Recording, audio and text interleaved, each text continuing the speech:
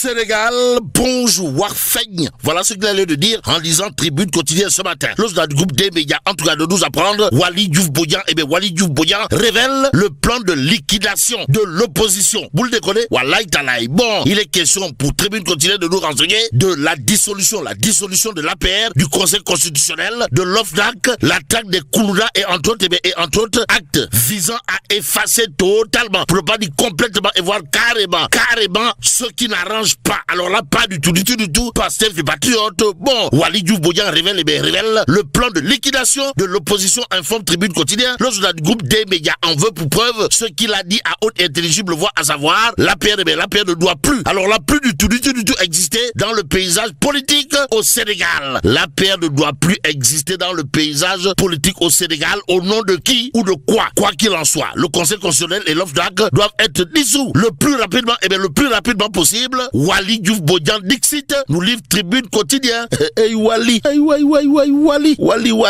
Diouf Bodian. Hey Waly Diouf Bodian, oh Waly Diouf Bodian. Bon, à quoi sert de prendre des risques? C'est l'interrogation. C'est l'interrogation de Waly Diouf Bodian qui renseigne à qui veut et à qui ne veut le savoir. Nous avons 130 députés. En tout cas, Waly Diouf Bodian. Hey Waly Diouf Bodian. Voilà ce qu'il allait de dire en lisant Tribune quotidien ce matin, Wolf quotidien. Pendant ce temps, de retenir et faire retenir au bal des égaux. De quoi s'agit-il, de l'opposition. L'opposition qui peine à se regrouper. Informe Wolf quotidien ce matin, dans le journal du groupe Walfadjri, il est question de l'analyse signée mon doyen et confrère Ibrahima Baroum, qui en tout cas soutient chacun s'estime incontournable. Aussi, Hassan Samb, analyse politique, de considérer à plus d'un titre l'autre obstacle, c'est le statut du leader de l'opposition. Bon, au bal des égaux, l'opposition peine à se regrouper. Voilà ce qu'il a lieu de retenir d'après Wolf quotidien ce matin, Direct News, de s'intéresser au mandat de dépôt. En tout cas, le mandat de dépôt, c'est comme qui dirait, d'après la rédaction de Direct News, la condamnation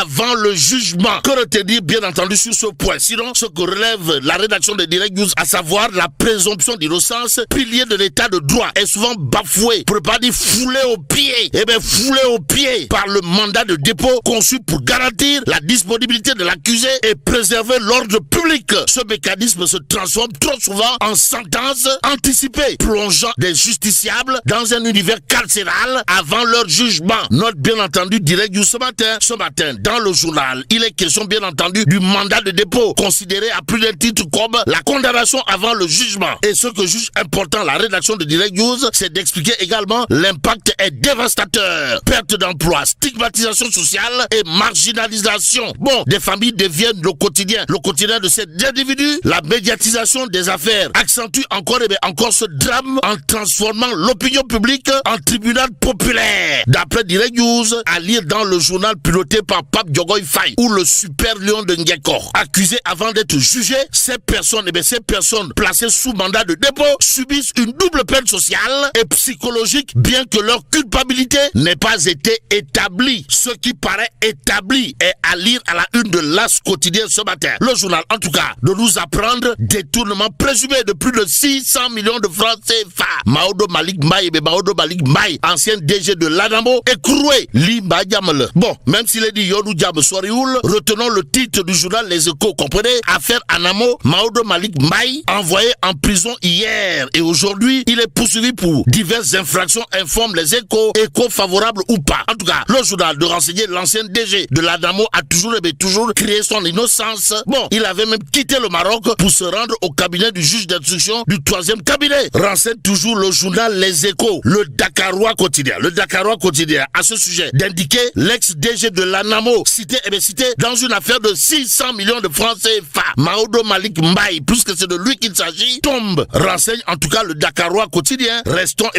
avec le journal qui parle d'affluence record à Rebeuss. Affluence record digne des livres Guinness à Rebeuss pour Badara Gadiaga. Informe bien entendu le Dakarois, le journal en tout cas de nous apprendre que Ndeketeyo, bon sang ne saurait mentir. Bon, Badara Gadiaga, Ibn Aladji Bachi Gadiaga, c'est comme qui dirait un héros entre quatre murs, révèle bien entendu le Dakarois quotidien ce matin.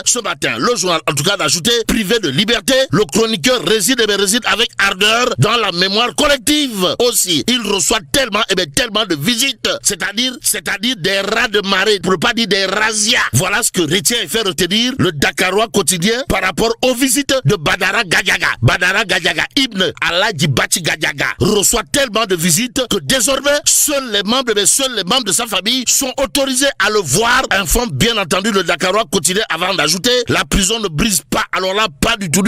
Les voies libres, elle les façonne, tout compte fait. Dieu est grand, mais Badara Gadiaga, fils de Aladji Bachi Gadiaga, c'est comme qui dirait un héros entre quatre murs. D'après bien entendu le Dakarois quotidien qui en veut pour preuve l'affluence record à Rebus juste pour rendre visite à Badara Gadiaga. Bon, à propos de Aladji Farbangom ou le lion du Bocéa, il y a le journal Les Échos, en tout cas le quotidien en question de renseigner comme suite de la demande de contre-expertise du parquet financier, le juge désigne trois spécialistes pour examiner Farbangom.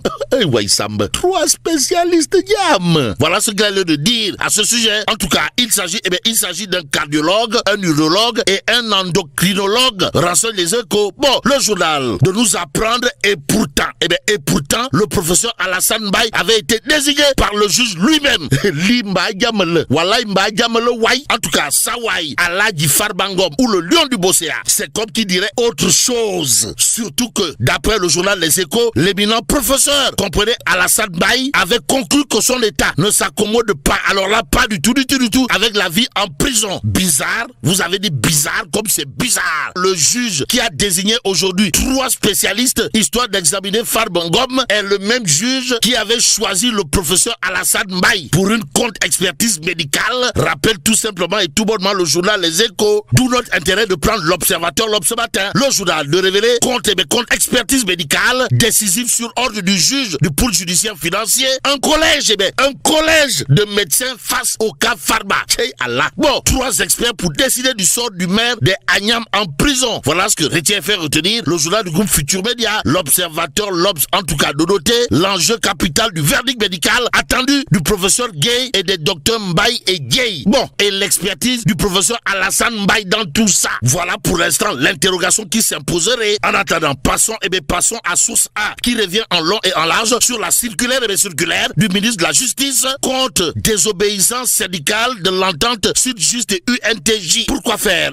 Pour nous dire confrontation inévitable et incontournable. Bon, pour redonner vie aux juridictions du pays mises en mal par la multitude de grèves de l'entente Sud-Just UNTJ, le ministre de la Justice a pris une circulaire le 18 juillet 2025 instaurant des réquisitions pour maintenir le service minimum dans les juridictions. Mais à peine la mesure administrative prise que les grévistes sont montés au front pour catapulter dans les cordes la tutelle, informe en tout cas source A et Tribune quotidienne de noter réquisition pour la continuité du service. Les travailleurs de la justice jugent illégal la circulaire d'Ousmane Diagne Mbadou. Bon, pour l'instant, restons avec Tribune quotidienne qui affiche des propos Kourbaïfal et Molde Bouride signés Mamadou Kanibey, à savoir des ministres travaillent dans l'ombre pour écarter Ousmane Sonko. Nettoie. Waouh. Bon, le plan de relance annoncé par le PM ne peut pas, alors là, pas du tout être porté par certains ministres qui ont monté leurs limites, dira bien entendu Mamadou Kanibey dans Tribune quotidienne ce matin,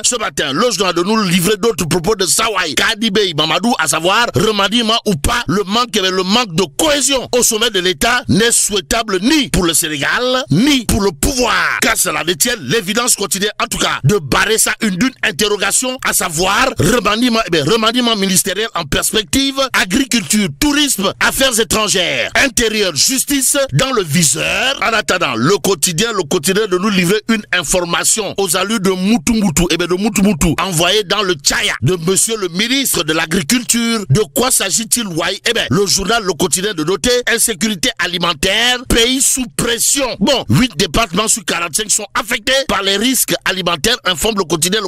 Le journal du groupe Avenir Communication d'ajouter 750 ménages dans le Podor reçoivent chacun un cash transfert de 115 000 francs CFA. Bon, pays sous pression avec à la clé une insécurité alimentaire, comme nous l'apprend ce matin le quotidien. Mais là, t'es dong de. Allah. Bon, que Dieu préserve le Sénégal.